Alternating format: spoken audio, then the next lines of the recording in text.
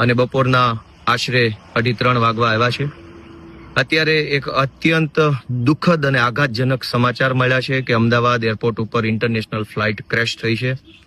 અને હજુ સુધી સમાચારોમાં કોઈ પાક્કી વાત જાહેર નથી થઈ કે કેટલા લોકો ઘાયલ છે, કેટલા લોકોને મૃત્યુ થયું છે, કોનું મૃત્યુ થયું છે, કશી જ જાહેરાત નથી।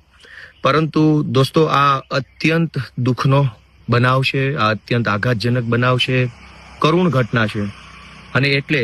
અમે અમારી પાર્ટીએ અને મેં નક્કી કર્યું છે કે આ દુઃખના સમયમાં કોઈ રાજનીતિ નહીં અને એટલે અમારો નિર્ણય છે કે આજે બપોર પછીથી અમારા જેટલા પણ સભા, રેલી, સરઘસ કે જે કંઈ પણ રાજકીય પ્રચાર કાર્યક્રમો હતા એને અમે આજે સ્થગિત કરીએ છીએ અને આવતીકાલે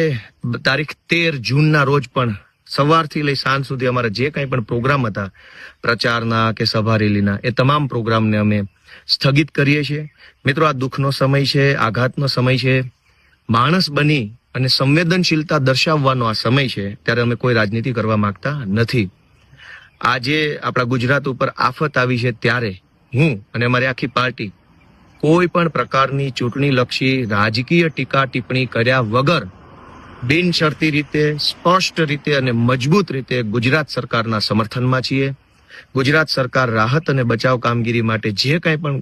કાર્ય કરશે એને અમારું સમર્થન છે। અમારી જ્યાં જરૂર પડશે, જેવી જરૂર પડશે, જેમ જરૂર પડશે તો અમે સરકારની સાથે ઊભા રહેવા માટે અડીખમ રીતે તૈયાર છીએ અને જ્યાં સુધી આ આઘાતનો પીરિયડ પૂરો નથી થઈ જતો, આ દુઃખનો સમય નીકળી નથી જતો, ત્યાં સુધી અમે કોઈ પણ પ્રકારની રાજકીય ટીકા ટિપ્પણી કરવાના નથી। દોસ્તો, આ દુર્ઘટનાની અંદર ઘાયલ થયેલા લોકોને, દુર્ભાગ્યથી મૃત્યુ પામેલા સૌ મૃતકોને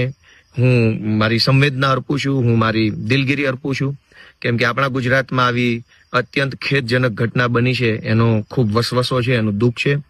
મિત્રો, એક વિનંતી એ પણ છે કે ગુજરાત ઉપર આફત આવી છે, આ બહુ મોટો ઘટના બની છે। ગુજરાતમાં અગાઉ ક્યારેય પણ પ્લેન ક્રેશ થવાની ઘટના નથી બની, ત્યારે આ પ્લેન ક્રેશ થવાના વિડીયો હોય, ફોટો હોય, જૂના વિડીયો, જૂના ફોટો, પછી તો બધું જ વસ્તુ વાયરલ થવા લાગે છે। તો બધાને વિનંતી છે કે